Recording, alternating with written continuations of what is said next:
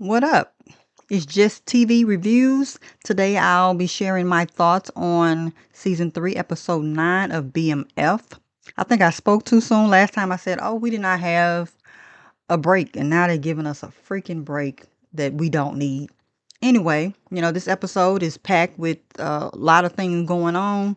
We got some haters on the line.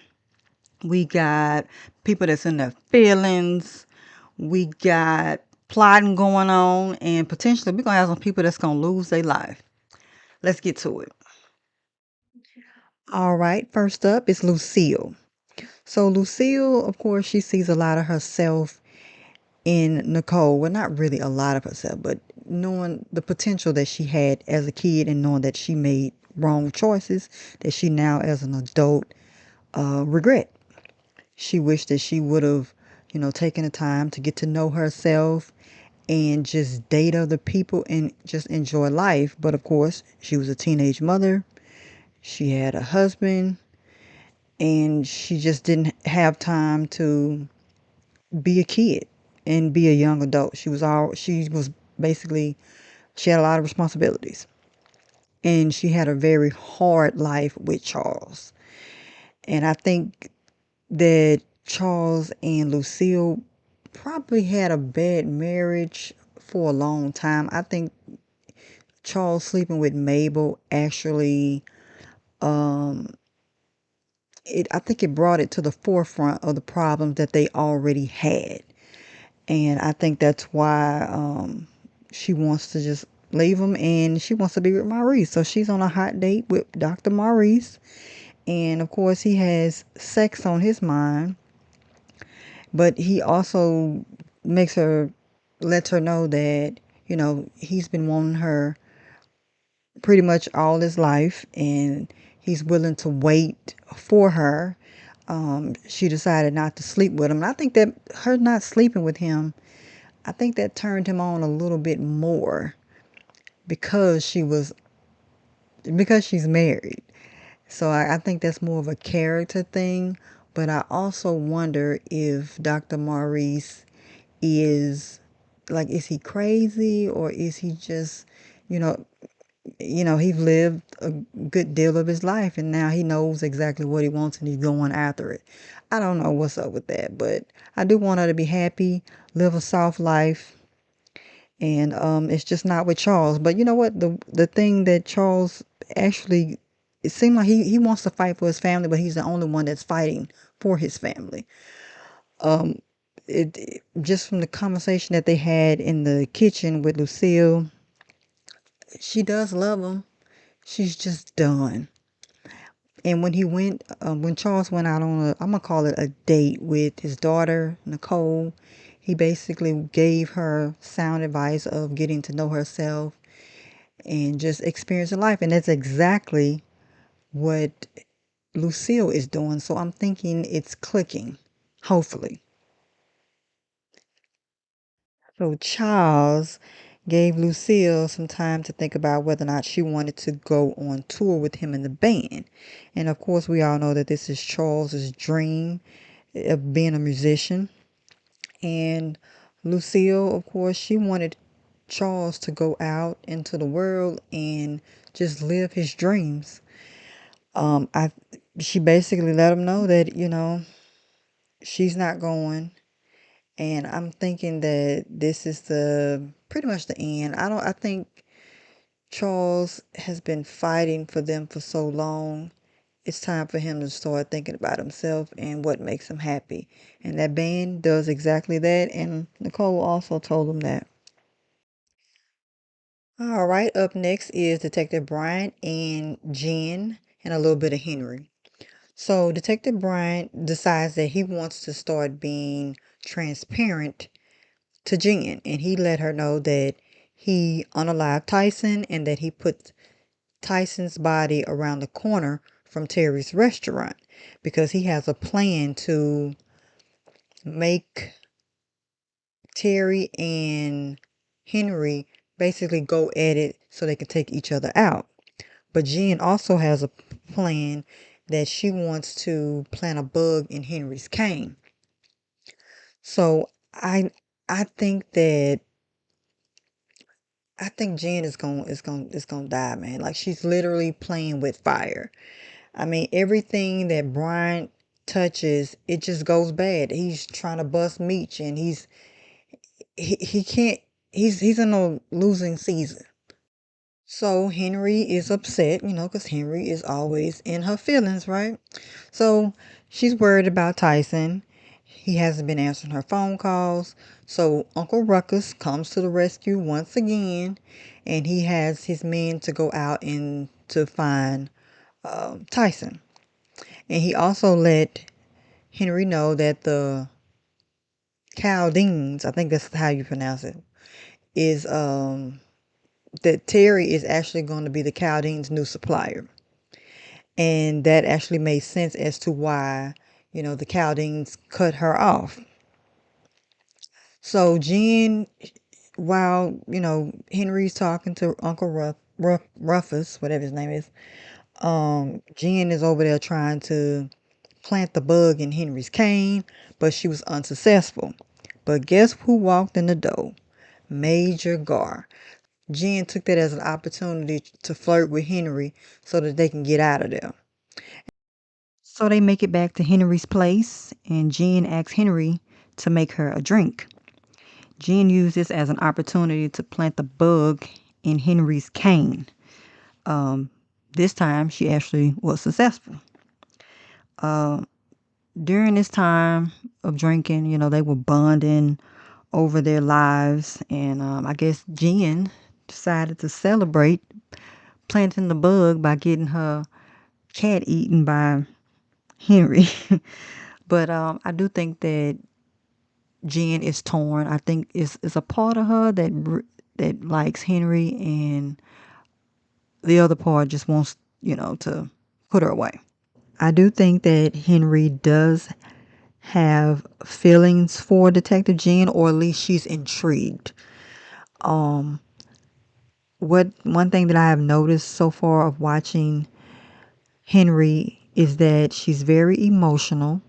She stays in her feelings, and she stays trying to prove herself, I guess, because she's surrounded by men. But she's very emotional and vindictive. If she can't have things the way that she wants them, she's gonna do anything. Even if she has to mess up the business making dumb decisions, it's based upon her feelings, which means that to me that she's not really a good leader.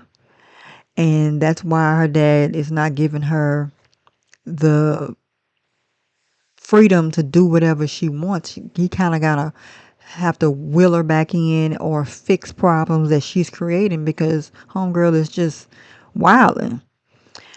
So, to get back on Detective Jen, I definitely believe that she would take Detective Jen out without hesitation, even knowing that she's a cop. So the Red Dog's been real busy. They've been shutting it down in Detroit, STL, ATL, and Ohio, and Meech is unable to move his product. So he decided to get in contact with Mac, who's going to introduce him to Francois so that they could help him get saves in the car so that they can actually move product and he can start back making money. Because right now he didn't shut everything down. Little did Meech know that Angel, he knew that Angel was going to Miami because she told him, but he didn't know that she was going to be actually at the strip club that they were at, which is called the Foxy Strip Club. And the MKs were there, and they, of course, pulling out the scraps. And so Meech and, Terry and Mac had to leave the club ASAP. I saw you in that last night just sucking your ass. And the problem that they had with the MKs, Mac, the boxer, he got out of Dodge, right? But Meech did have Francois' address before Mac left town. And of course, well, according to Mac, Francois is a secretive person. He isn't trusting the people, and he also is very picky about who he does business with. So Francois, when they met up with Francois, he tried to act like, money didn't motivate him to do the work. And then Terry, he pulled out money for a deposit for Francois to change his mind about working with him. And then he said that he would, the next time he saw Francois, he would come back with the remaining balance. And you know, Francois, he did take that money. Um, of course, this came after Meech said that he wanted him to set up shop in ATL and that they were going to pay for his art. They gifted him a Porsche. Meech introduced him to Bmf crew. He told them um, that they were going to give him an unlimited budget of a fleet of cars for a lifetime. So, you know, I guess that didn't take much for Francois to go ahead and do it. And he was going to build the safe good enough where the Red Dogs and law enforcement couldn't find it. The only stipulations that he had is that whatever cargo was in there, that it doesn't have a heartbeat and that he's not going to make any modifications and he doesn't trap valuables. He builds his safe to protect them. On to the hater emotional ninjas on the show. First up is Glock. You know, Glock got word that, you know, Meech is in town, him and his brother. And Glock is already at his homeboy's funeral and he's already plotting to get revenge with Terry and Meech. Now, I don't know what they call this man. I think he called him Ati or something. Basically, he seems something like a preacher of some sort, but he was telling Glock not to get revenge. And it's just something about the way that he said it, it made me think that Glock died because he was, I mean, he was vengeful and he was already being warned. I think that was his warning to not do it so that you wouldn't die. But of course, he let the anger, you know, take control. So I think Glock might be out of here. I think he might be out here. But in the meantime, you know, he decided to have, well, I wouldn't even say have a tail to follow Angel. He actually followed Angel himself. And he was a pretty bad follower because, I mean, if she wanted to go meet Meech, you really didn't, you were riding right behind her. So she saw you, nigga. I don't even know why he even tried, but that first attempt to locate Meech through Angel, that failed. And pretty much, I think the second one did too. Well, I don't know because you know what they did catch him at the hotel. They must have. I don't know. My angel might have got him caught up. Now I think about it the second time. Maybe she didn't give him the slip like she thought. So we already know that Meech's supplier, Loco, has a. He only uses one pilot, and that pilot was booked and busy working for Loco. So of course Meech had to drive the product back from Miami to Atlanta. But what Meech didn't know is that Glock had found him at the hotel. They saw each other in the lobby, and then the pow powing began. And Glock is so stupid that, well, I'm gonna say him and his men are stupid because they were pow powing at Meech, and Glock, I don't know, he ended up being on the ground. I think Meech was giving him a Detroit stomping because you know he good for that. But well, ass whooping. He do some stomping too. But anyway, Meech ended up leaving the hotel, running out the hotel because the car was right outside the building. And Glock, for some reason, I don't know why he wanted to get up while his crew were pow powing, but he ended up getting shot in the stomach, which I think is kind of strange because Hoop got shot in his. I'll talk about that later. So Meech and Terry and Angel, they actually got in touch with Francois and the rest of the crew, BMF crew, and he basically had them to go ahead and leave so that I guess he could be Meech could be a distraction, and they would actually follow Meech. Now, of course, we didn't know how Meech got away from all them people with the pow pows, but he did. He met them up at the beach. So back to the last emotional hater on the line, non-leader, as far as I'm concerned, is Henry. So Henry, she was upset because she found out that Tyson is dead and that his body was found near Terry's restaurant. But, you know, she assumes that Terry is behind it. I'm assuming because Diz was Terry's homeboy, and she probably thinks that it's revenge from doing that. And of course, she's lost her two favorite cousins, so she is just kind of out of it. And then she's upset with her daddy on top of it. So she's really just going through a whole emotional roller coaster. Even though she also let us know that, part of the problem between her and her dad is, her mom dying through childbirth. So she just got a whole lot of things going on. And Jen is also playing with her head too. So she's just mad, mad. There is still an opportunity that, Jen may unalive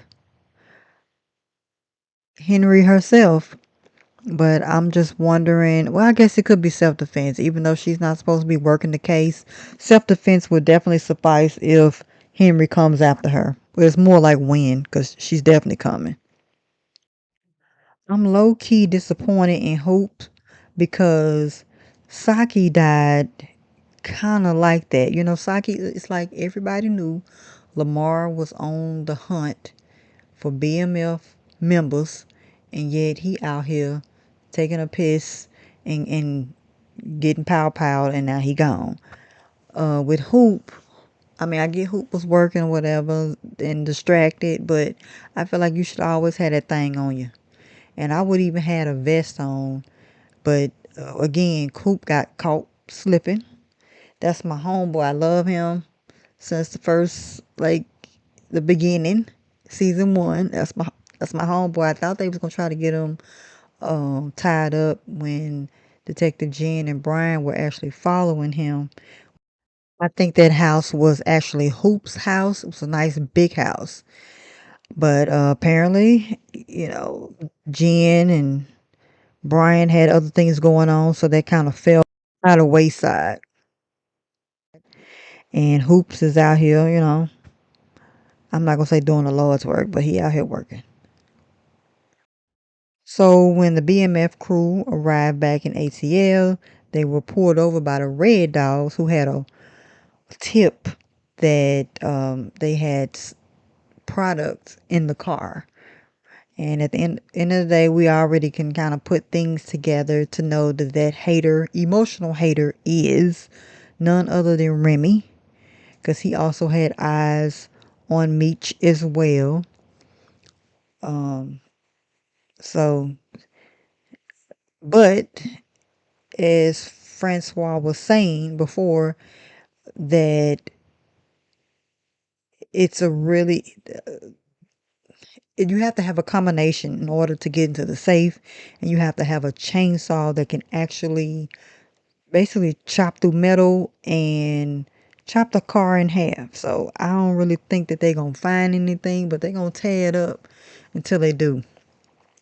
Now, unless somebody in ATL is up to date on hiding product in the car like that, meat should be good to go. Well, obviously he was, right?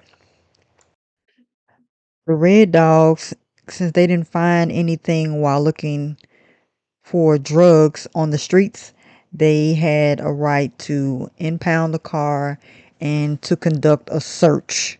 But of course, they're not going to find nothing. So Meech and Terry have three enemies that have pretty much gone to war with them. That would be Henry, Glock, and Remy. Let's just say if Glock dies, I they may still have problems with the MKs, so I'm gonna keep them on the list. I have not checked out the finale trailer, so I don't know if they have a funeral on there or not. But I'm hoping that Hoop pulls through. I'm just trying to figure out if Henry's gonna die and who would be the suspects. Would it be Terry? Will it be Jen? Will it be her father? But either way, I know she's not going down without a fight. That bitch is mad. Big mad. But now I think about it, I think I did see that Henry cut all her hair off. So I don't know. She probably murked her daddy. She probably did. She gonna get somebody. But it just can't be Hoop, man. Hoop gotta come out. He can't die, man.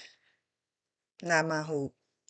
It just depends. I don't think her daddy Blaze has it in him to take her out. I think she's probably gonna take him out. I'm hoping that Jen takes her out instead of it going the other way, but we'll see. Thank y'all for tuning in. It's been real. Bye.